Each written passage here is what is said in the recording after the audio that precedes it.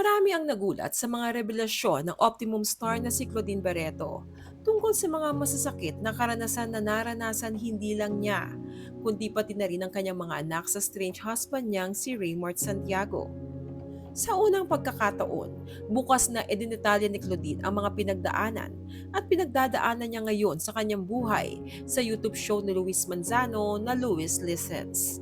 Kabilang dito ang laban niya para mabawi ang daan-daang milyong pisong pera na ninakaw umano sa kanya ni Raymart na para sana sa kinabukasan ng kanilang mga anak na sina Sabina at Santino. Ikinuwento ni Claudine na noong una, ang pinaglalabanan lang nila ni Raymart sa korte ay ang custody at kasong VAUC o Violence Against Women and Their Children. Ibinunyag ni Claudine na sa pagsasama nila ni Raymart, nagkaroon siya ng battered wife syndrome at PTSD o post-traumatic stress disorder. Ibig sabihin ay nakakaranas siya ng pananakit emosyonal at pisikal mula kay Raymart.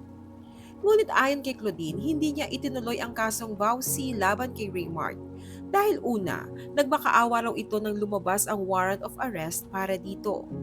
Pangalawa, aminado siyang ayaw niyang makulong ang ama ng kanyang mga anak. Kaya nagtiwala raw siya kay Raymart dahil sa pangako nitong magbibigay ng suporta o sustento sa kanilang dalawang anak. Subalit hindi raw tinupad ni Raymart ang kanilang usapan. Ang mas masaklap pa, tinangay din umano ng aktor ang daang-daang milyong pera na pinaghirapan niya mula sa pag-aartista. Ayon kay Claudine, we're talking about hundreds of millions na. Ang iniwan sa akin was 25,000 pesos. Sa isang bangko pa lang was like 116 million pesos. Isang bangko pa lang yun. And iniwan was 25,000 pesos. And I don't know kung bakit kahit na or whatever, dapat sinasabihan ka ng bangko, di ba? Ang binalik lang niya sa akin noon during that time was 7 million. Malaking pagkakamali nga raw niya na wala silang prenup ni Raymart dahil naubos ang lahat ng pinaghirapan niya dahil dito.